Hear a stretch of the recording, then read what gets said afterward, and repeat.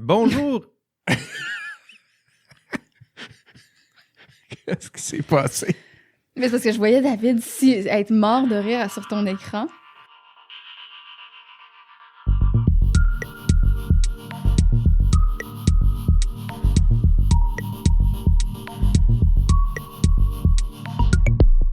Bonjour et bienvenue à vous, chers amis passionnés d'intelligence artificielle. Votre hôte, Jean-François Sénéchal, prof d'éthique à l'Université Laval. Bienvenue à votre podcast préféré. Merci de nous accompagner encore dans notre aventure en recherche en AI sur les enjeux éthiques et sociaux qui sont liés à l'intelligence artificielle. Nous sommes le 17 juin et au moment de cet enregistrement, au Québec, déconfinement progressif, lentement mais sûrement. Mais ce qui est sûr, c'est qu'on va avoir un été chaud, ça c'est sûr. Qu'est-ce qui se passe chez vous en Europe? En Europe, c'est l'Euro. Il y en a plusieurs qui nous écoutent de l'Europe, donc c'est l'Euro. Donc il y a du foot à la télé. Des spectateurs dans les gradins, c'est beau à voir, des chants. J'ai versé une première larme là, quand j'ai entendu les premiers chants des spectateurs, puis le moment où les spectateurs bouent ou chahutent ou sifflent l'arbitre, là, je m'étais ennuyé. Je m'étais ennuyé de tout ça. Et parlant de s'ennuyer, ben, mes collaborateurs, je me suis ennuyé de mes collaborateurs. On a eu un gros hiver de travail. Aujourd'hui, j'ai la chance d'accueillir en studio Ève qui est là. Bonjour Ève.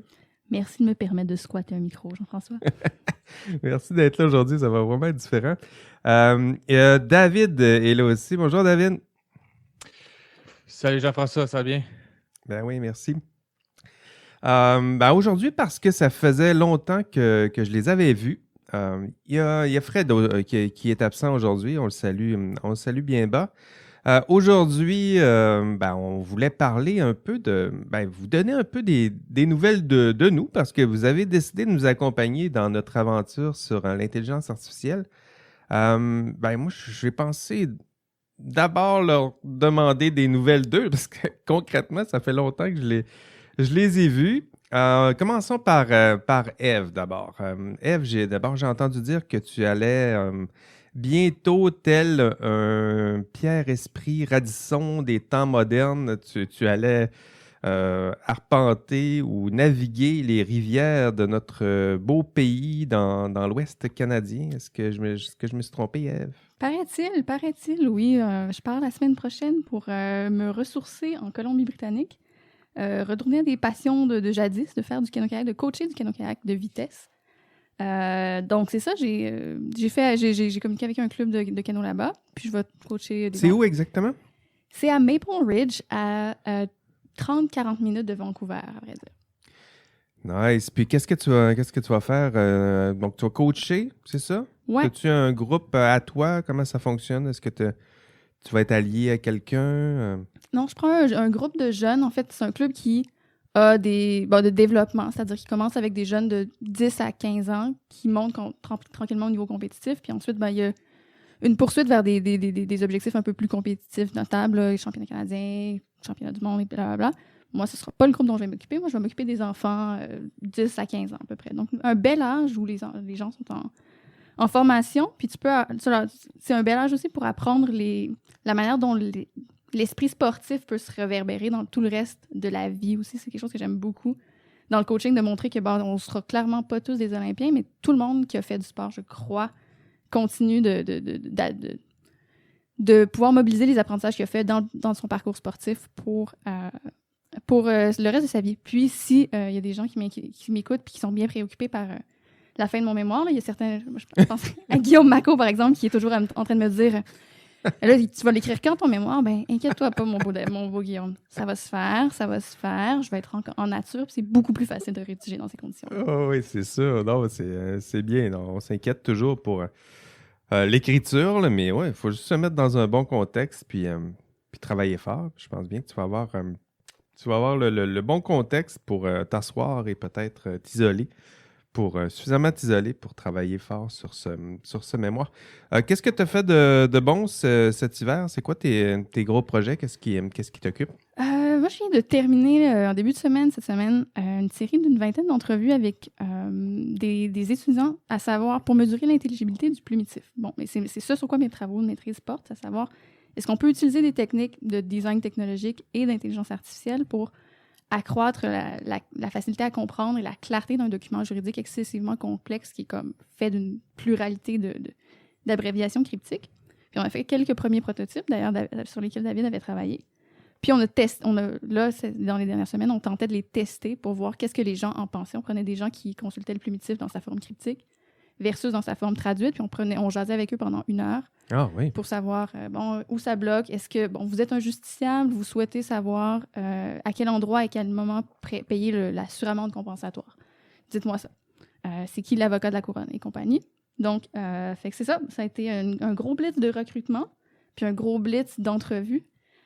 Quelque chose qui n'était pas nécessairement l'habituel du juriste, mais excessivement formateur, excessivement riche, puis de trucs. Vraiment? Puis tu faisais des enregistrements de ces entrevues-là?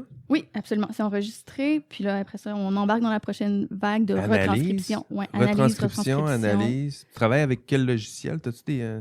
Ben là, il va falloir que je découvre InVivo. Ouais, voilà, c'est ça que j'allais dire. Oui, ça va passer par là. Ouais, absolument. Mais j'ai vraiment hâte, justement. Puis si... as-tu déjà utilisé ça un peu, toi, InVivo? InVivo, un peu, pendant une partie de ma thèse, mais ça fait un bout. Là. J'imagine, ils sont rendus à quelle version? Je saurais pas dire.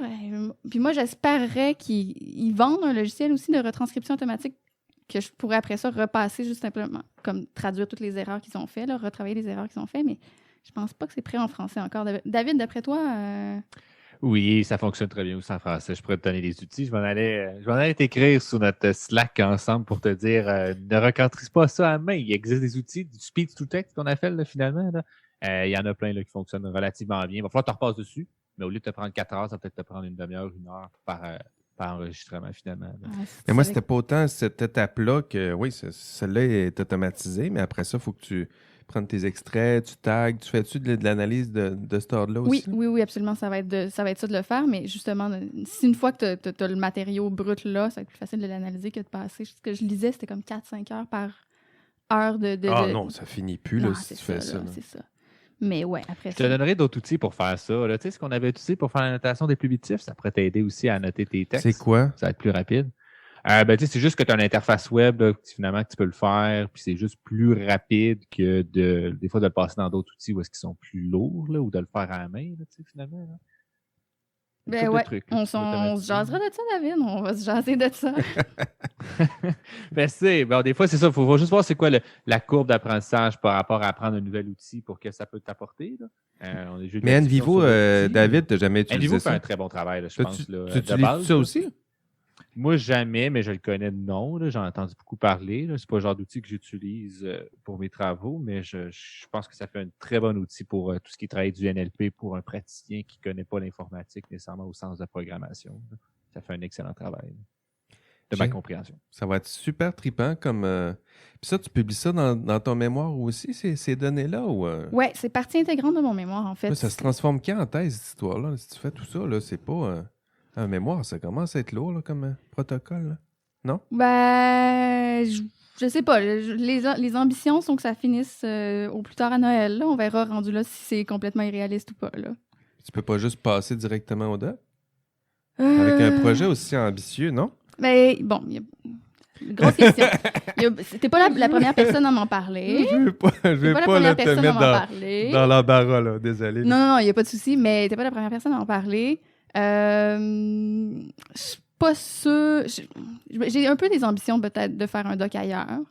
Fait qu'il y a une première chose là. Il y a une deuxième chose aussi que je crois pas que c'est quelque chose en lequel croit mon directeur très fortement. Je pense qu'il pense, à son avis, que c'est un peu se tirer une balle dans le pied que de commencer de sauter des étapes. C'est tout mieux de faire finir le mémoire, d'avoir déjà fait ça plutôt que d'arriver à la thèse puis d'avoir jamais rien conclu, jamais fait non, moi, je pense projet comme lui, complet. mais je me dis, ça serait au moins sais, comme mémoire, il me semble que tu peux fermer ton mémoire avec moins que ça. Tu sais, quand tu te mets à avoir des entrevues, tu te mets à saisir, analyser, rentrer dans une vivo, traiter, tu sais, t'en as pour un bail là, avant de te rendre à quelque chose de concret. Fait que c'est ça, je me dis, soit que tu te transformes en doc ou tu clôt le mémoire avant de t'embarquer dans...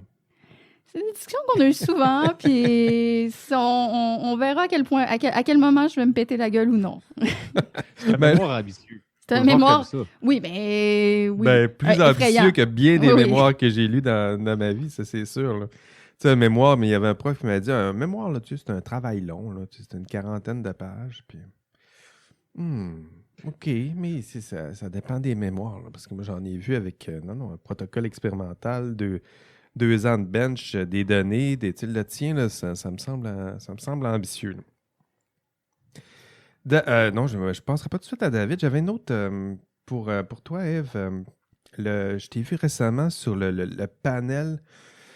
Le panel, ça s'appelle le projet de loi de règlement européen de la Commission européenne sur l'intelligence artificielle. C'est ça, je me trompe pas? Yes. J'étais là, je t'ai vu sur le chat, tu étais là à cet événement-là. J'ai lu d'ailleurs ton résumé. Tu as publié un résumé, tu l'as publié où? Je l'ai publié sur Lawfare, qui est comme un blog sur le droit américain, qui est une super belle plateforme en ce sens où tu as tout le lousse pour publier comme longuement. Là. C'est un texte qui prend un peu plus d'une dizaine de pages, mais avec un lectorat plutôt journalistique, puis un bon lectorat aussi, ça a une belle visibilité. Fait que ouais, c'était vraiment pas dans mes plans d'hiver, là, soyons clairs. Puis c'est un projet qui m'a pris pas mal, avec lequel j'ai bataillé C'est un beau fort. texte, là. Je veux dire, moi, j'étais là à la conférence, puis j'étais content de lire ton texte après, là, parce qu'il m'en manquait des bouts. Là. Ah ouais, mais c'est pas un document facile. Hein. Le règlement européen, là, c'est un 125 pages très, très, très, très dense. C'est ça, moi, je l'avais vu au début, puis j'étais comme, ah oui, on peut résumer ça. Puis plus je m'y plongeais, plus je le trouvais technique, je le trouvais dense, je le trouvais complexe. Puis je voulais le comprendre. Puis bon, souvent, la meilleure manière de comprendre, c'est d'écrire pour moi. Fait que c'est ce que j'en ai fait.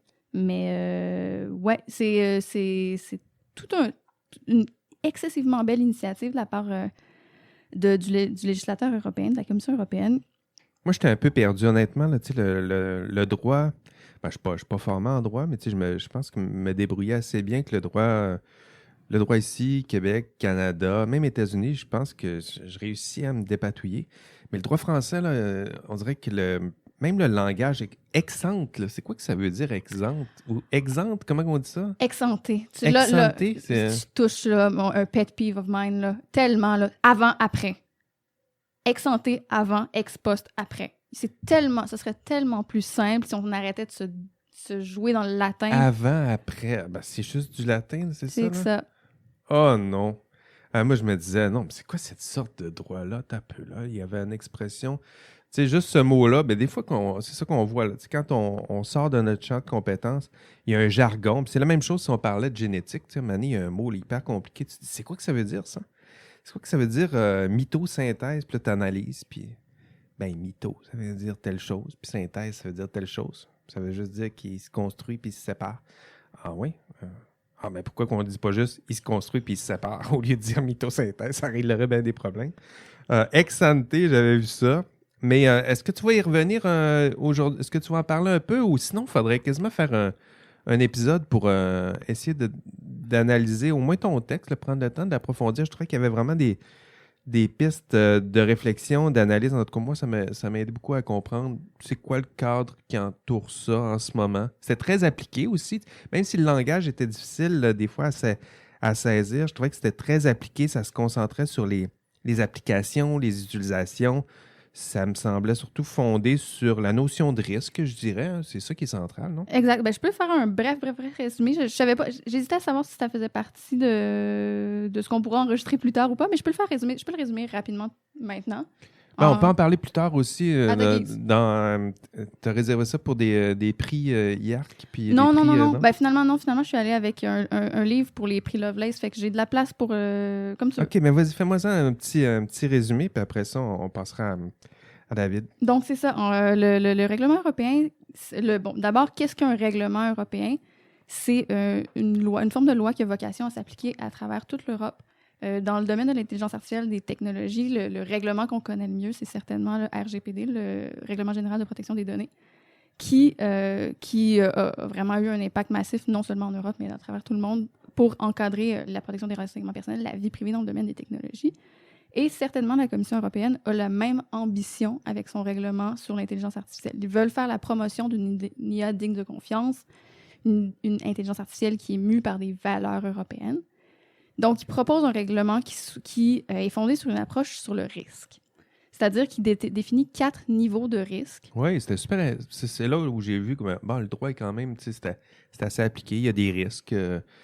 C'est des grands risques. S'il y a des grands risques, il y a des grandes mesures. Puis s'il y a des petits risques, il y aura des petites mesures nécessaires, mais petites. Là. Exact. Donc, c'est ça. On définit qu'il y a certaines technologies qui sont simplement inacceptables, qui ne sont pas alignées avec les valeurs européennes, puis elles sont comme dans le niveau de risque inacceptable, le haut de la pyramide, un risque rouge.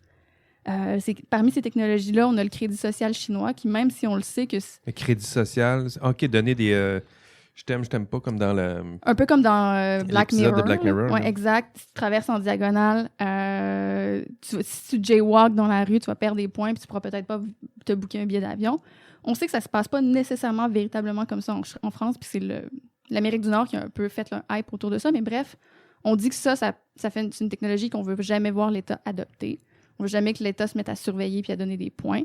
Ça, c'est un système d'intelligence artificielle inacceptable. Ça, c'est rouge. Rouge. Okay. Après ça, la manipulation aussi. Donc, manipulation un peu des opinions, ce qu'on voit sur les réseaux sociaux un peu. Là. Exactement, les dark pattern AI qu'on appelle, que les Américains appellent, là, c'est-à-dire que de manière un peu subliminale, je vais tenter de t'empêcher d'aller voter. C'est intéressant le mot manipulation, c'est vrai que c'est un peu de la manipulation. Oui, c'est ça. Mais il y en a toujours eu, là, mais la publicité, c'est une sorte de manipulation. Mais là, c'est un petit peu sur les stéroïdes, tout ça. Oui, où est-ce qu'on la place, la différence entre la propagande, la manipulation, puis la simple publicité marketing? C'est intéressant. Puis ça fait partie des enjeux aussi qui ont été soulevés en contre le règlement européen, qu'on trouve peut-être un peu flou dans ses définitions. Il y avait une première version qui avait leaké, qui était encore pire, qui était très difficile à savoir... inciter quelqu'un contre son gré à adopter des comportements qu'il ne souhaiterait pas. C'est un peu difficile. Là. La nouvelle version est plus facile à comprendre, mais reste que ça va poser des problèmes d'application à savoir qu'est-ce que ça veut dire. Il y a aussi... Fait que là, il est rouge. On est rendu au deuxième niveau. Là, c'est rouge, on est encore à rouge. OK, c'est toujours manipulation, à rouge. c'est encore à rouge. Manipulation des fins... On a une manipulation aussi de personnes vulnérables. Par exemple... une poupée qui parlerait à un enfant pour l'inciter à s'engager dans des comportements néfastes pour elle. Ça aussi, c'est interdit. Aïe, ça, c'est creep. Exact. Ouais, OK. Puis il y a la reconnaissance faciale dans l'espace public par les forces de l'ordre. Une poupée qui parle pas, pour moi, là, c'est déjà... en plus, elle parle. Puis c'est roulé par un AI, là. Ouf, OK. Continue, excuse. Mais pas de stress. Puis c'est ça. Puis finalement, il y a la reconnaissance faciale dans l'espace public par les forces de l'ordre, qui est aussi interdite, mais là. Sauf dans 4 d'exceptions très, très mincement définies. Mais là, ça, c'est les mots de la commission, là, narrowly defined. Dans les faits, c'est pas narrowly defined tant que ça.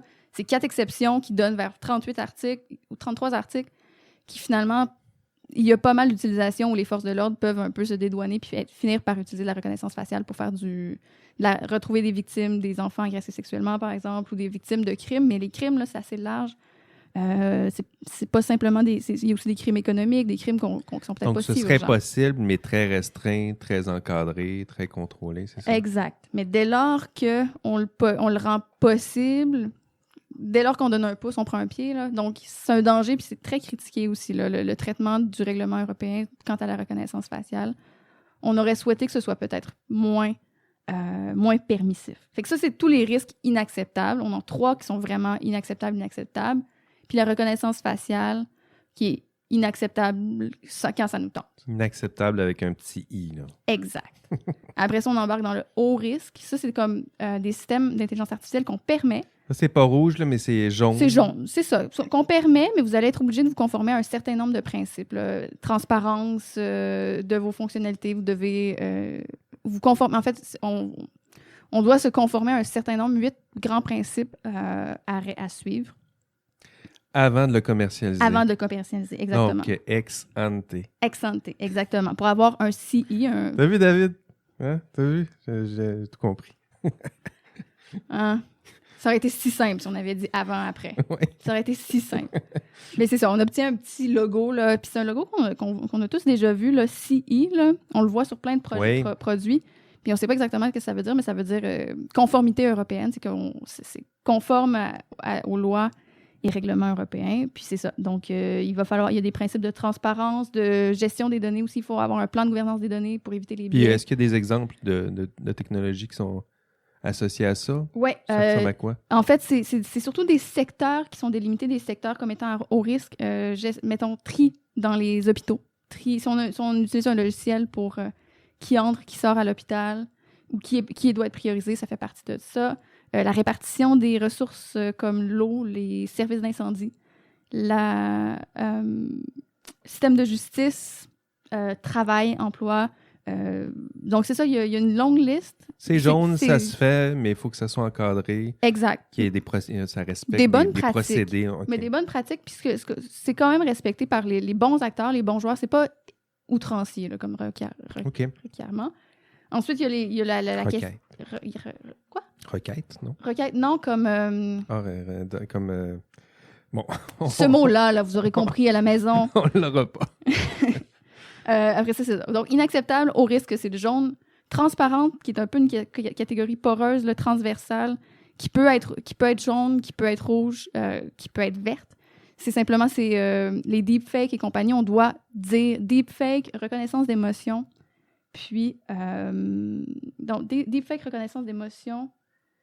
Et un autre système qui m'échappe, on doit le nommer. Quand on doit faire. Si je vais sur YouTube puis je consulte une vidéo puis que ça a été fait par un deepfake, on doit l'indiquer que c'est pas. Ah oui, puis un assistant vocal aussi. Je dois toujours savoir, en fait, quand je m'adresse à un système qui n'est pas véritablement. Ah humain. oui, c'est vrai, j'avais vu ça aussi. Donc, l'obligation, ça serait une obligation tranquillement qui s'installe. Là, si c'est deepfake, s'il y a une tromperie d'une certaine façon, il faut au moins dire attention, vous êtes trompé.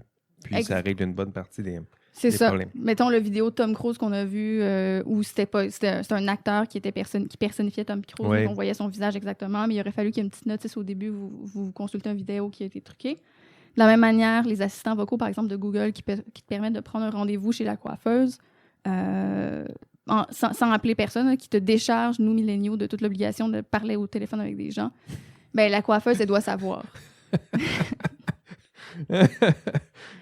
Parler avec des gens. Hein? C'est ça, la personne avec qui interagit, avec un chatbot ou un assistant vocal, elle doit savoir qu'elle parle à un robot. C'est une belle mesure. Là, on est rendu, est-ce qu'il y en a des vertes qui sont nommées? Tout le reste. Tout le reste. Tout le reste. Fait que ça nous permet d'avoir tout le reste.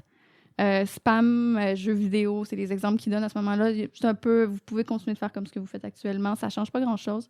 Puis il y a beaucoup de gens qui se plaignaient de la définition trop large de l'intelligence artificielle parce que ça inclut, par exemple, les statistiques bayésiennes. Puis ils disaient, ben là, on se met à réguler des stats, ça ne sert à rien. Dans les faits, on régule simplement des stats qui sont utilisés à des hauts risques. Là. Si l'utilisation de statistiques n'a pas vraiment d'impact négatif, vous pouvez continuer de les faire comme vous voulez. Fait que c'est un règlement qui est quand même assez intéressant. Moi, j'arrivais un peu avec une brique puis un fanal quand le lisant. Là, je suis pas une fan du RGPD, donc je m'attendais pas à être fan du règlement européen non plus. Puis plus je me suis plongée, plus c'est vraiment une initiative intéressante qui va avoir des impacts importants au Canada. Très intéressant, puis ça faisait partie des questions soulevées pendant la conférence en question. C'est quoi l'influence de ce règlement-là sur la réglementation canadienne? C'est-tu habituellement la réglementation européenne, est-ce que ça influence à ce point la réglementation canadienne? Oui, il y a une auteure très intéressante qui a écrit un livre, ça s'appelle Brussels Effect, comment l'Europe nous gouverne tous au final. Puis c'est ça, l'Europe particulièrement via des mécanismes d'extraterritorialité, puis le plus bel exemple, c'est le RGPD, a réussi à faire imposer son droit partout à travers la planète. Je pense que depuis l'avènement du RGPD, la majorité des États se sont conformés à prendre des lois qui sont basiquement fondées sur ce qui a été écrit en Europe. Donc, puis oui, le Canada, certainement, les 2 dernières lois en matière de protection des renseignements personnels sont calquées sur les principes européens. Donc, on peut s'imaginer que la même chose va se produire avec le AI Act. Puis si j'avais quelque chose à dire, du moins, c'est un règlement qui ne sera pas adopté avant 3 ans au minimum, puis 5 ans avant d'entrer en effet.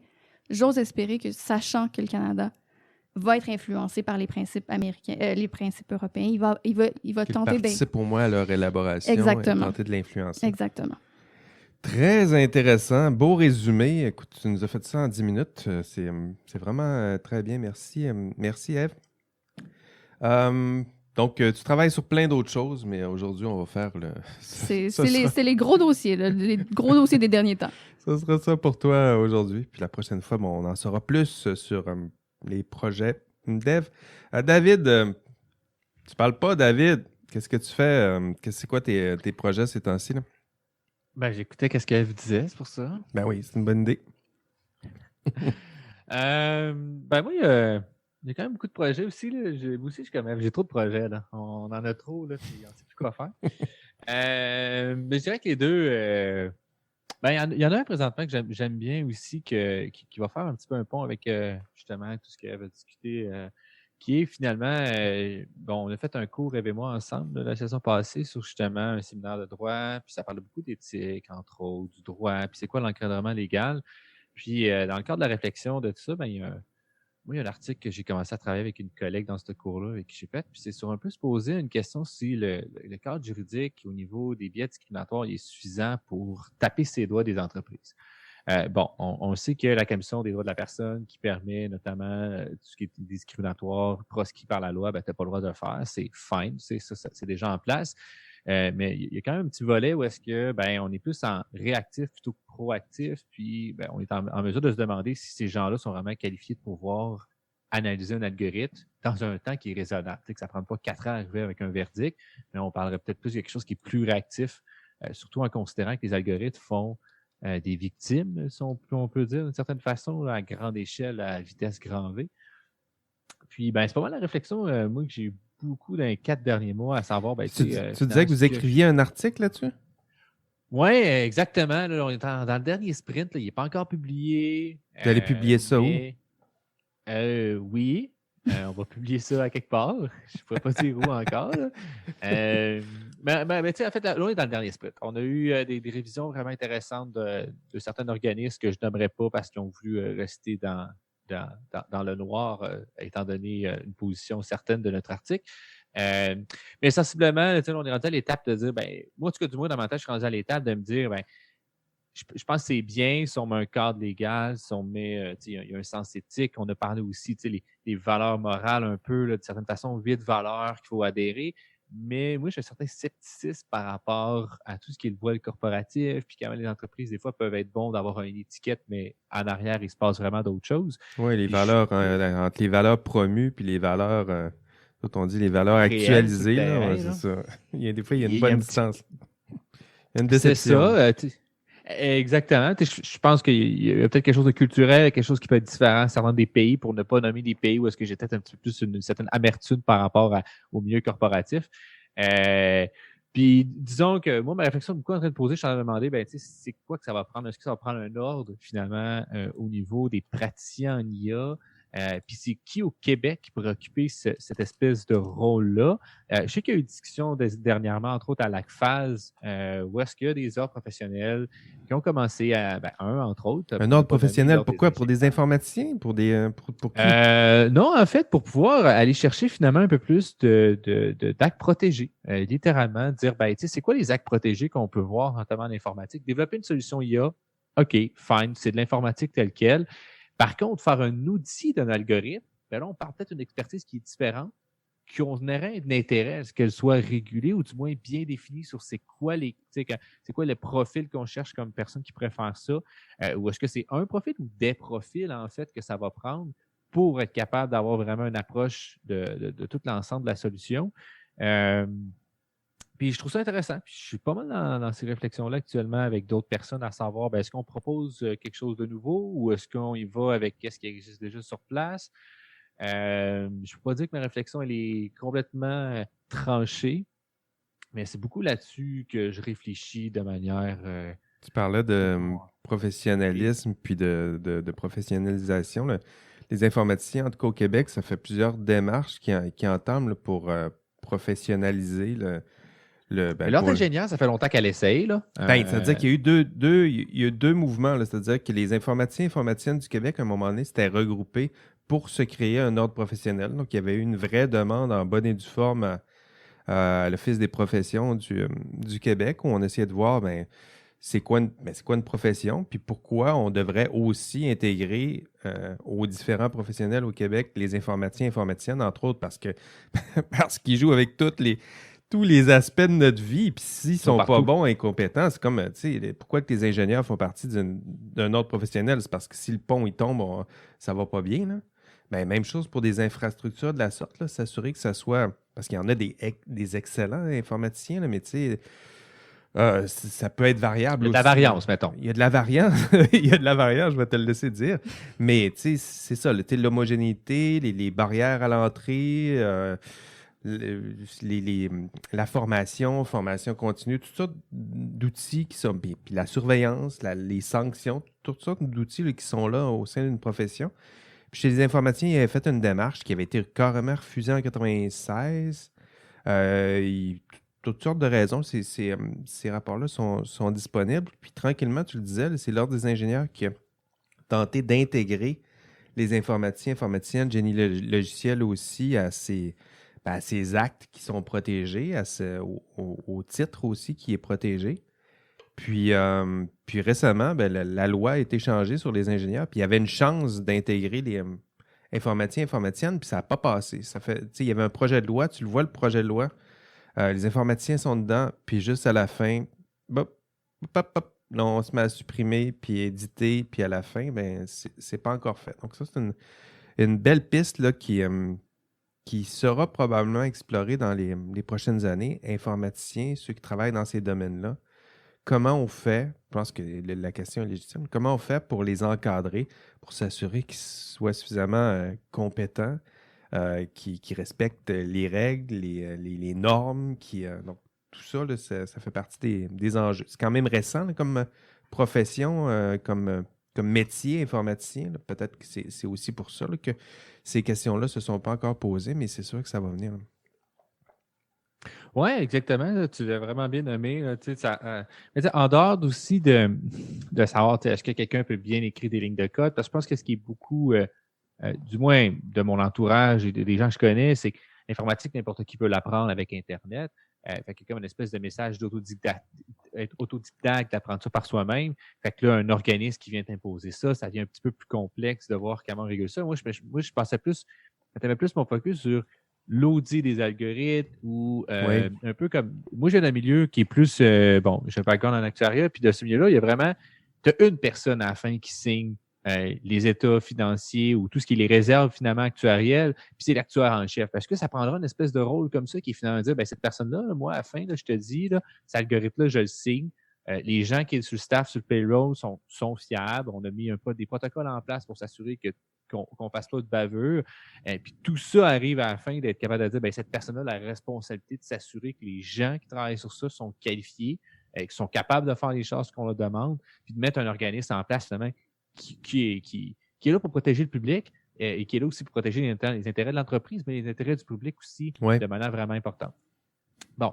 Ma réflexion n'est pas totalement terminée. Mais peut-être qu'on a la solution, ça prend juste à la fin un actuaire et un ingénieur qui signent ton algorithme. Puis, peut-être. Non, je ne pense pas qu'un actuaire ait nécessairement les compétences. Je pense pas que c'est...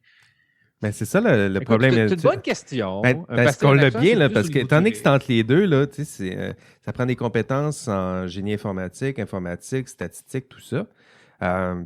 Actuaire. Un actuaire, c'est pas un statisticien. C'est plus quelqu'un qui va vraiment comme quantifier un risque, combien un risque coûte dans le temps. Mais y a-tu les compétences pour dire cet AI-là, ce que le projet que vous avez développé, je suis prêt à le signer? Est-ce qu'il y a une compétence pour dire j'en suis responsable? Puis l'ingénieur, est-ce qu'il a lui aussi suffisamment de compétences pour dire j'en suis responsable? C'est là toute la question, je crois. Qui a cette compétence-là? Puis qui a la compétence aussi d'être au-dessus de cette personne-là, puis dire toi, tu as la compétence, je dis que tu as la compétence de le faire.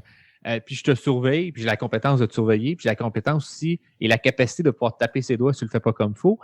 Puis la capacité aussi, puis la compétence de pouvoir investiguer dans ton entreprise et je ne vais pas avoir des bâtons dans les roues. Fait que, c'est tout ça un peu. Puis je suis imputable aussi. Si je signe, puis c'est tout croche, ben, on peut se retourner vers moi puis dire, ben, qui a signé ça?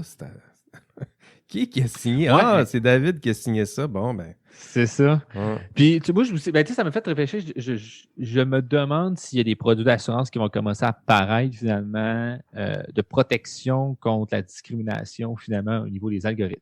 Est-ce que c'est le genre de produit qui va commencer à apparaître parce que les entreprises vont vouloir se prévaloir de ce type de risque-là puis de se protéger contre ce type de risque-là? J'ai hâte de voir comment ça va évoluer parce que j'ai l'impression qu'il y a des acteurs qui vont commencer à bouger parce que l'assurance qu'on la connaît actuellement est peut-être avec l'automatisation des véhicules. Il y a beaucoup de risques qui sont de moins en moins importants.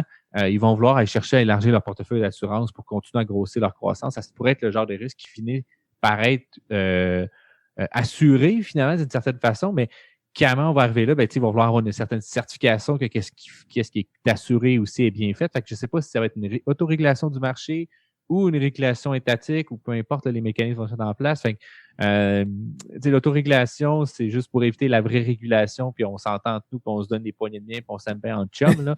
Fait que j'ai hâte de voir comment tout ça va se mettre en place si on va aller vers un modèle qui est plus d'autorégulation. En tout cas, personne, moi, je pense pas que ça permet toujours de bien régler les problèmes. Puis ça crée beaucoup de zones grises puis d'inégalités, je pense, dans un système. Mais ça, c'est mes opinions personnelles. Ça, c'est le premier point. On va passer au deuxième. Il ne faut pas trop étirer non plus. Faut que je me incroyable, je me censure moi-même. Ton flow là, est incroyable. Vas-y, parle-nous de ton deuxième. Et mon deuxième, je dirais plus avec... je vais finir avec mon projet de recherche, finalement, là, que j'essaie d'avoir beaucoup de réflexions ces temps-ci, là, mais c'est plus difficile... j'ai un petit peu de la misère à le cadrer comme il faut. Actuellement, moi, ce que je cherche à faire, avec les derniers, peut-être 1 an ou 2, j'ai beaucoup travaillé avec tout ce qui est les contrats, avec le domaine de l'assurance. Oui. Puis, avec le droit aussi, l'éthique, l'apprentissage machine. Puis, ça serait le fun de tout mettre ça ensemble là, pour mon doc, puis faire quelque chose, là, un Frankenstein de ces 4 trucs-là. Faut pas que ça ressemble à Frankenstein, tu le sais. Mais c'est ça, il ne faut pas. Mais là, me dire, je vais tout mettre ça ensemble. Mais là, c'est ça que j'essaie de pas faire, un Frankenstein. Parce que, un des enjeux que moi, je dirais que, de mon expérience, c'est que l'assurance est souvent très mal comprise. Puis elle répond à un besoin réel, qui est finalement, au moment que ta maison passe au feu, tu veux avoir une nouvelle maison, tu ne veux pas te retrouver dans eux. On voit les GoFundMe, les trucs comme ça sur Internet de gens qui ont tout perdu puis que les gens leur donnent l'argent pour se reconstruire. C'est un mécanisme d'assurance, c'est juste qui est non officiel et non réglementé. C'est juste après sinistre, finalement, qu'on va chercher des mécanismes pour essayer d'aller chercher de l'argent pour se reconstruire. Puis souvent, ces contrats-là, c'est très abject à lire, c'est long, c'est 30, 20, 30, 40 pages. Il y a beaucoup de termes qui sont difficiles à comprendre. Souvent, il y a des espèces d'opposition, si on peut dire, où est-ce que tu as le contrat de base qui dit on couvre pas ça, on couvre pas ça, puis à la fin, tu as 4-5 pages qui dit voici les avenants maintenant qui dit qu'on couvre ta piscine, qu'on couvre contre ça, puis qu'on couvre contre ça. Fait que là, c'est peut-être quelqu'un qui comprend pas très bien le concept d'avenant, ça peut venir difficile de comprendre réellement sur quoi qui est protégé. Puis là, on s'en va aussi depuis l'année passée, 2019, les assureurs peuvent vendre l'assurance 100% en ligne, c'est-à-dire sans que jamais un humain intervient de façon verbale dans une transaction. Ah oui, c'est possible. Peut arriver. Oui, depuis 2019 ou 2020. En tout cas, il me semble que c'est 2019. Sans jamais qu'on parle à quelqu'un. Moi, je peux m'acheter une assurance en ce moment. Exactement. Sans parler à quelqu'un. Ça m'intéresse. Avant, on peut faire la soumission. Oui, quand on a parlé tantôt, les milléniaux, ça nous rejoint. Là. Tu peux faire la soumission. Non, mais nous, là, je parlais à Ève qui tantôt, là, je reconnais son call de tantôt. Oui. Puis avant, on peut faire la soumission, mais il fallait toujours terminer la transaction par un humain, finalement, qui expliquait les protections, qui s'assurait que tout avait bien été fait. Mais maintenant, la loi permet de faire une transaction 100%. Fait que là, ça a ouvert la porte à des questions vraiment importantes parce que l'agent d'assurance a un rôle important. Il est là pour protéger le public et aussi protéger l'assureur. Il y a un double rôle, finalement. Son code de déontologie lui permet de faire en sorte qu'il dit c'est peut-être pas la même protection que le client, puis il faut que je m'assure que ce risque-là, il n'a pas essayé de nous mentir pour avoir une meilleure police, puis que finalement, il arrive un sinistre où son auto est déjà endommagé, puis il essaie juste de passer l'assurance pour passer ça sur notre auto. Fait qu'il y a comme ce rôle-là, mais il y a un rôle aussi important, c'est vraiment d'expliquer les protections finalement.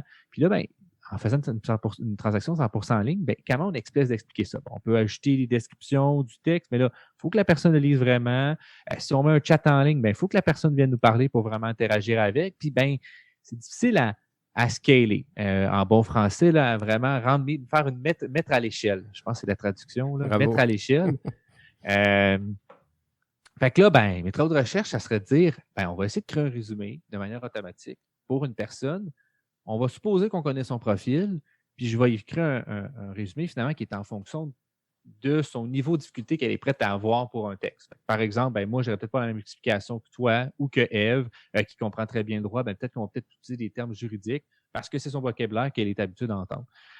L'idée, ça, c'est le grand projet. Créer un résumé pour monsieur, madame, tout le monde, qui est ajusté en fonction de sa propre personne, qui est personnalisé, puis qu'on lui explique le contrat d'assurance en quelques lignes plutôt qu'avoir une affaire qui fait 10 pages. C'est beau, tout ça. Comment, là, j'ai beaucoup de problèmes. Comment je vais chercher des données qui ont de l'allure? Comment j'explique les contrats? Quel type de contrat qu'on veut travailler? Puis, tu sais, un contrat, on ne veut pas juste créer un résumé. Parce que, comme j'ai dit plus tôt, il y a des avenants qui viennent contredire d'une certaine façon des parties du contrat parce qu'on vient rajouter une protection. Fait que là, c'est pas juste d'extraire l'information puis de le condenser. C'est de s'assurer qu'on a l'information à jour dans le flot du contrat puis qu'on va chercher les avenants pour contrecarrer finalement les parties de la protection, de la police de base qu'on dit que c'est pas couvert. C'est de donner des exemples concrets aussi souvent pour les gens. Puis c'est d'utiliser un vocabulaire qui est pas trop abrutissant, mais pas non plus trop complexe. Fait que comment on arrive à mesurer ce bon niveau-là? Fait que finalement, c'est d'essayer de cadrer, de dire comment j'essaie d'arriver à la fin et de dire, je rends l'assurance plus intelligible. Là, il y a un petit peu, ça ressemble un peu avec les plumitifs d'Ève aussi, là, rendre tout ça un peu plus... Un peu, effectivement. Moi, je ne veux pas m'embarquer dans des entrevues, par contre. J'ai pas envie tant de faire ça, parce que ça peut être long et fastidieux, c'est un gros protocole. Peut-être que je vais être obligé à la fin. Non, ça peut être un autre volet, là, éventuellement. Je pense que la recherche, à un moment donné, il faut dire, tu sais quoi, ça va être assez là, pour faire un doc, ou ça va être assez pour faire un mémoire. Ça va être assez. Puis à un moment donné... tes messages? Non, mais je le sais parce que, tu sais, je l'ai fait, mon doc, là. Fait que, tu sais, on veut tout faire et bien faire. Puis, tu sais, il y a un moment où il faut que tu dises, ça va faire, là. Ça, on a fait... J'aurais envie d'aller là, mais non. Puis, même chose quand on arrive pour défendre. Là, ça s'appelle une défense de thèse. Là, c'est pas pour rien. Là, c'est qu'il faut défendre le fait qu'on justement, on n'a pas tout couvert. Là, puis, on n'a pas tout fait. Mais c'est dans le cadre d'un projet de recherche. Ce qui est là, c'est rigoureux. On aurait pu faire bien d'autres choses. Mais donc, il y a ces enjeux-là. Ouais, c'est cette partie-là que j'ai de la misère un peu actuellement. J'ai tout plein d'idées. Là. Mon texte, il va très large. Là, j'essaie de... Ça fait partie du processus. Là. Là, je sais pas, là, c'est... Oui, je peux te poser une question, David? Vas-y. Fait que là, est-ce que c'est encore du NLP? Est-ce que tu générerais... Comment tu générerais tes résumés? Est-ce que tu les générerais à partir de, modèles de langue qu'ils ont appris sur Wikipédia, ou tu les générerais à partir de modèles de langue, de systèmes à base de règles qu'un expert t'aurait dit, ce mot-là, ça veut dire telle chose pour un... Mettons, il y a des capsules qu'on voit souvent sur YouTube, là, un concept, le boson de Higgs est expliqué à un enfant de 5 ans, un enfant de primaire, blablabla. Et comment, est-ce que ce serait un système expert qui dit, règle A, niveau A, un enfant de 5 ans, c'est ça le mot, niveau B, c'est ça le mot. Ouais, c'est ça? Actuellement, c'est une bonne question. J'essaie de porter plus vers les modèles génératifs, mais j'ai réfléchi à différentes approches. Il y a aussi des approches, finalement, mon problème, je suis en train de beaucoup de modéliser. En fait, on appelle ça un problème de traduction. Je parle d'un langage A, je veux me rendre vers un langage B. Là, ça donne, c'est français-français. Sauf que c'est un langage soutenu A avec un langage peut-être plus familier B. Puis finalement, c'est juste c'est des modèles génératifs sous contrainte. Je lui donne une contrainte. Puis probablement, actuellement, c'est de dire, mon idée, c'est de dire, je vais avoir un dictionnaire de mots de traduction. Par exemple, ce mot-là, on veut le faire traduire vers là, qui serait défini probablement par un expert. Puis supposons que j'ai un tel dictionnaire, qu'est-ce que ça va donner comme résultat? C'est un peu là probablement que je vais essayer de cadrer mes travaux de recherche. Puis ce dictionnaire-là, soit que je l'utilise communément qui serait utilisé, soit que c'est le partenaire, j'ai un partenaire finalement, là, je n'aimerais pas son nom parce que je ne sais pas à quel point c'est confidentiel, mais cet partenaire-là peut-être va me fournir ce genre de dictionnaire-là. Puis je vais dire, ben moi, pour mes articles que je publie, on va supposer un dictionnaire, mais dans la vraie vie, pour mon partenaire, ben, on va avoir ce dictionnaire-là qui est défini. Puis je fais ce transfert entre les deux. Fait que c'est un peu comme une idée à base de règles, parce qu'il y a un système, il y a un expert qui vient dire, ben ce mot-là, c'est ça. Est-ce que je vais juste utiliser ça? Peut-être que je vais essayer vers finalement différentes approches parce que là, j'ai différentes formes que je peux conditionner mon modèle. Je ne sais pas si je vais aller purement dans le génératif ou si je vais aller dans un mix de génératif. Tu sais, bon, juste pour expliquer, génératif, c'est vraiment de générer des mots, de choisir des mots. Puis tu as l'extractive summarization aussi, qui est là que j'extrais des phrases du texte, puis je vais juste les mettre dans un autre document, mais c'est de choisir les bonnes phrases. Je vais peut-être faire un modèle hybride où est-ce que je vais extraire un peu de phrases, et après ça, je vais peut-être reformuler mes phrases pour qu'elles soient plus claires avec un choix de mots. Je suis rendu à plein de places dans ma tête autour de ça, mais il y a beaucoup d'opportunités. Puis un point que je n'ai pas parlé à la fin, mais comme justement, on fait un résumé quand même d'un document, d'un contrat qui a teneur, là, ça a une très grosse valeur. Il peut y avoir des poursuites, il peut y avoir plein de choses qui peuvent découler de ça. Mais il faut que je m'assure à la fin que ce soit certifiable, que je suis capable de dire, ben, on va s'assurer, que le modèle ne dit pas n'importe quoi, tu n'es pas couvert, il ne va pas dire, mettons, tu es couvert pour 600 000 mais en fait, tu es juste couvert pour 300 000 Puis là, finalement, on a comme un petit problème au niveau de ça. Fait que c'est là que j'essaie de voir comment tout ça va prendre forme, vers quelle approche va prendre. C'est ça. Mais ça reste du NLP. Je travaille des données textuelles, bien sûr. Ouais. Parce que c'est ça, parce que ma question, elle venait d'un puis après ça, Jean-François, on arrive à tes actualités vraiment intéressantes. Ça va prendre 4 secondes. Mais c'est ça, c'est un problème qu'on rencontre avec Nicolas. Tu sais, si un modèle génératif, si je comprends bien, c'est statistique, là, c'est le mot qu'on voit le plus souvent va être celui qui va apparaître après.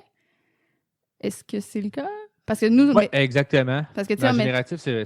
Oui, vas-y. Parce que ce qu'on voit apparaître, c'est par exemple que le modèle va nous popper un chef d'accusation qui n'était pas là, mais compte tenu que c'est le chef d'accusation qui a vu le plus souvent, mais il va ajouter que le criminel, maintenant, il est aussi accusé de voie de fait, même si c'était pas le cas. Là. Fait qu'il y a vraiment un enjeu de véracité, puis d'exactitude, puis de fiabilité de l'information qui commence à nous questionner sincèrement et sérieusement. Là. C'est ça, parce que, tu sais, bon, comme tu l'as dit, c'est un modèle probabiliste. Là. Finalement, c'est des statistiques. Puis là, ben, tu sais, quand on parle, mettons, d'articles de loi, on va dire il est accusé selon tel article. C'est pas le plus populaire qu'on veut qu'il soit là. On veut que ce soit le vrai qui soit là. Fait que c'est là, finalement, que c'est là que probablement la partie hybride que j'irais chercher. C'est qu'il y a peut-être des plaques, je vais juste extraire l'information du texte, puis je vais venir la remplir dans ces trous-là.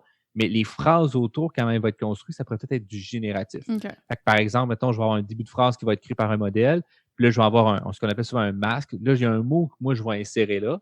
Puis, il ne saura peut-être pas encore c'est quel mot, mais l'idée, c'est que ce mot-là va pouvoir substituer pour un pourcentage. Peut-être, ben, vous êtes couvert pour 300 000, 400 000, 500 000, peu importe. Mais la phrase auto pour expliquer c'est quoi un montant de protection, par exemple, ben, elle va peut-être changer en fonction de l'utilisateur.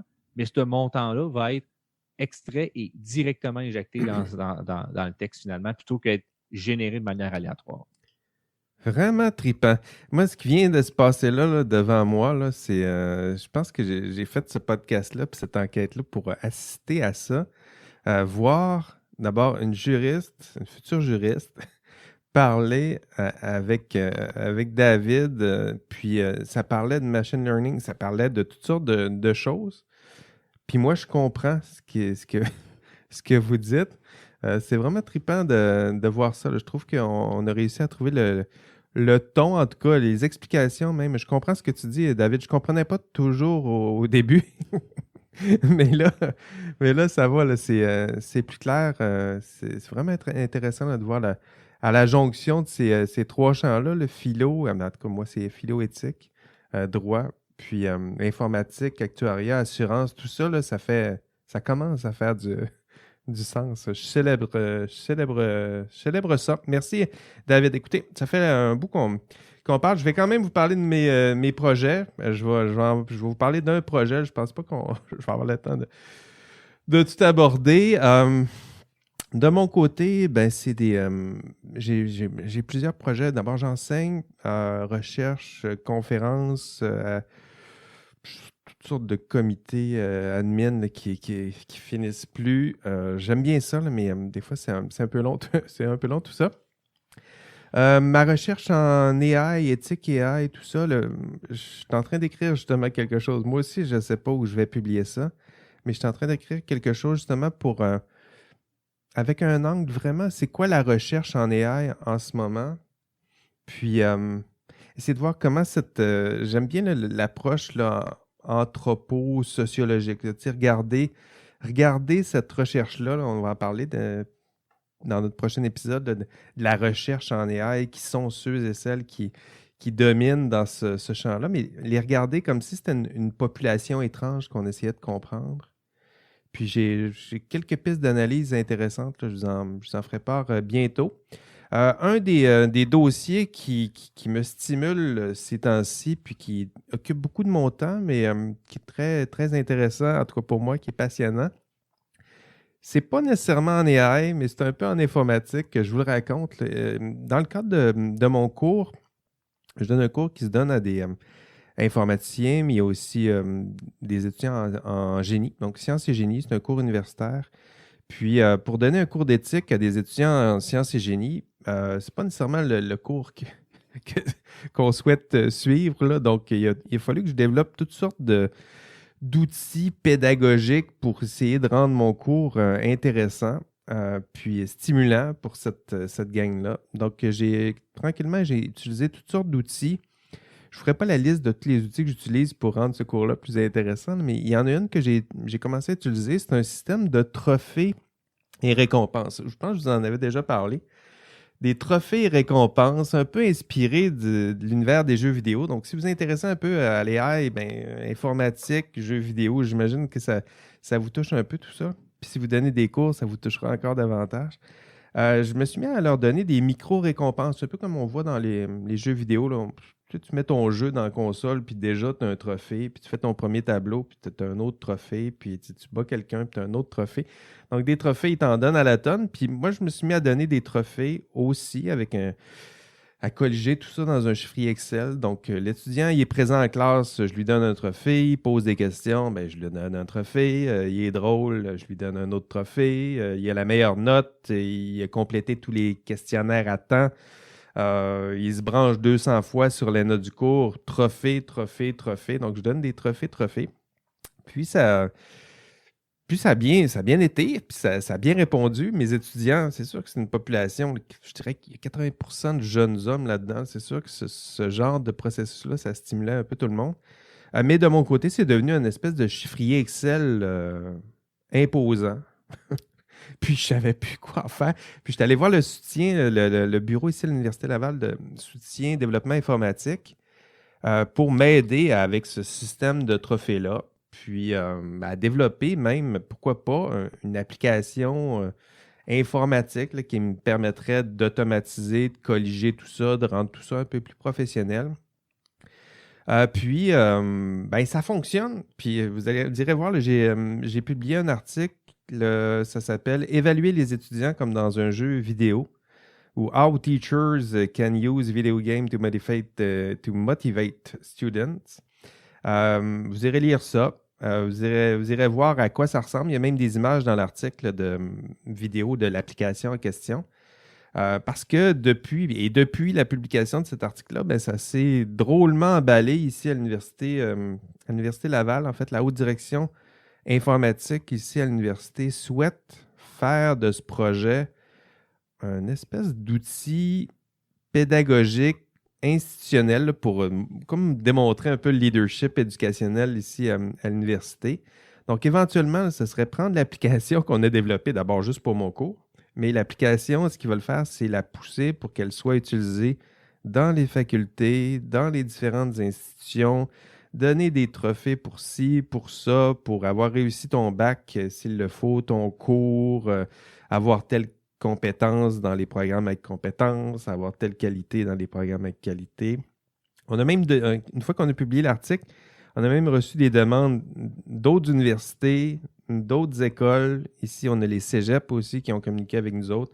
Il y a même des compagnies qui, pour motiver leurs ressources humaines, voulaient se servir des trophées, en tout cas du système en question. Puis là, je vous disais que ça occupe de mon temps, ça occupe pas juste le temps que je prends en ce moment pour vous parler de ça, mais ça occupe aussi mon temps parce que là, je suis dans les réunions ici à l'université, présentation ici, conférence là, puis tout à coup, un système.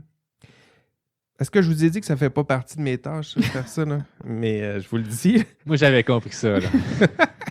C'est extrêmement stimulant, mais ça tire, là, en ce moment, là, ça tire un peu trop de jus à mon goût. Tu sais, je réponds à des courriels parce que il y a des personnes qui me demandent on peut-tu l'avoir? Mais on peut-tu l'avoir? T'as peu, là. On vient de la développer et pas tester à l'externe non plus. Donc, on a plein de demandes. Éventuellement, on souhaite peut-être aller à l'extérieur, mais on n'est vraiment pas là en ce moment. Mais c'est ça. Donc, ça occupe des. Tu sais, quand tu penses faire de la recherche sur un thème, puis tout à coup, tu te retrouves à faire de la recherche. Moi, c'est un peu de la recherche ils appellent ça Scholarship of Teaching and Learning, là, c'est-à-dire que tout à coup, mon enseignement devient un peu mon objet de recherche, là. Donc, éventuellement, ce que je souhaite faire, c'est même mettre en place. Tu sais, vous voyez, moi, c'est 600 étudiants par année, là. Fait que 600 étudiants, ça génère de la donnée, là. Fait qu'éventuellement, ce que je veux faire, c'est prendre ces données-là, essayer de voir si mon système de trophées et récompenses, ça contribue à accroître l'engagement de mes étudiants. Puis si ça fonctionne, si je suis capable de mettre en place un beau protocole qui me permettra d'analyser tout ça, si je conclus qu'effectivement, preuve à l'appui, ce système-là accroît l'engagement des étudiants, ça se publie, ça, puis ça va être une belle recherche. Puis si je démontre que ce système-là ne contribue pas à l'engagement des étudiants puis ne sert à rien, je vais arrêter tout ça. Je vais arrêter tout ça, puis je vais gagner un peu de temps dans mon agenda, puis ça va faire bien mon affaire. Donc voilà, plein de projets.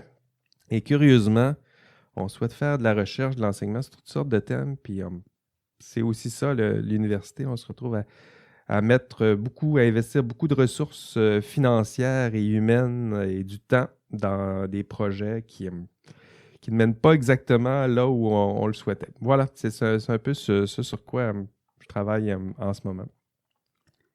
Pour faire un bond sur ce que tu viens de dire, j'ai justement lu cette semaine une recherche, je pense que c'est au Danemark, voyons, sur c'était quoi l'occupation des professeurs, puis en fait, des professionnels, puis si la recherche se faisait vraiment dans l'université, puis d'être professeur n'amenait pas nécessairement à ceux qui faisaient le plus de recherche. Leur activité principale, c'était surtout l'enseignement, administration, puis après ça, la recherche. Ben oui, ça, c'est un des... C'est ça qui est intéressant. Quand on regarde un chercheur, là, il y a la conception qu'on s'en fait. C'est-à-dire qu'un chercheur, c'est quoi? C'est quelqu'un qui lit, qui écrit, qui publie. Mais quand on regarde concrètement ce qu'il fait, là, il y a toutes sortes de tâches qu'on pense qui sont secondaires, mais qui font aussi partie de ce qu'il est. Tu sais, un chercheur dans une université, c'est aussi quelqu'un qui a des tâches administratives. C'est aussi quelqu'un qui a des tâches d'enseignement. C'est aussi quelqu'un qui va donner des conférences. C'est aussi quelqu'un qui encadre des étudiants aux études supérieures. C'est aussi quelqu'un qui va en colloque, en congrès. Et tout ça, c'est pas des tâches autres que la recherche. C'est de la recherche, faire tout ça. Puis ces projets-là, même si des fois on a l'impression que c'est un peu plus loin de comment on s'était conçu, c'est quoi un chercheur, c'est aussi ça un chercheur. Passer un peu trop de temps sur un protocole, sur un système de trophées et récompenses qu'il ne souhaitait même pas créer au début, puis à la fin. Ça vire bien, il faut voir où ça va nous mener. Mais voilà, c'est les grandeurs et misères des voies universitaires. Mais cela dit, je pense qu'il faut quand même souligner aussi le fait que c'est pas tout le monde qui met cet effort-là dans l'enseignement, puis je pense qu'il faut l'applaudir, là. Je suis certaine que de la part des étudiants, ça doit être très apprécié d'avoir quelqu'un qui s'intéresse aussi à comment les motiver à avancer et aller de l'avant. Donc, si ça marche bien, là, vraiment, chapeau. Merci pour les... Je suis d'accord avec Eve. Moi aussi, je vais te lancer des fleurs. C'est vraiment cool. J'ai lu, moi, l'article, là, vraiment, vraiment intéressant, ce que tu fais. Merci. Moi, c'est une question de survie. Tu sais, je le disais au début, quand j'ai commencé à donner ce cours-là, c'était un cours d'éthique en sciences et génie. Donc, les étudiants ne voulaient pas le suivre. Puis ceux et celles qui avaient à le donner n'aimaient pas nécessairement ça le donner parce que quand tu es formé en philo, tu n'es pas nécessairement formé en sciences et génie. Donc, trouver le juste le juste ton, puis les justes mots, puis les justes activités pour stimuler tout le monde, y compris les étudiants, y compris le prof, parce qu'il faut que ça soit trippant pour tout le monde.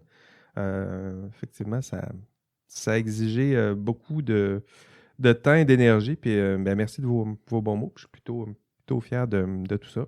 Parce que je pense pas qu'il y en a des masses de gens qui disent, qui parlent de leur cours en parlant de tripant. Puis c'est beau. C'est trop rare. Malheureusement, c'est trop rare. Salutations à quelques profs. Vous en connaissez quelques-uns. Sans les nommer. Sans les nommer, évidemment. OK, c'est tout pour cette semaine. Merci Eve, merci David. Merci à vous d'avoir écouté cet épisode d'IA Café. Prochain épisode, soyez là, parce que ce sera nos prix YARC ou IARK, comme YARC, nos prix YARC et nos prix Lovelace. Donc, nous récompenserons le pire et le meilleur de la recherche en intelligence artificielle. Donc, soyez-y à notre prochain épisode. Votre hôte, Jean-François Sénéchal, prenez soin de vous et on se revoit au prochain épisode. Et d'ici là, on rêve peut-être de moutons électriques. Allez, bye bye.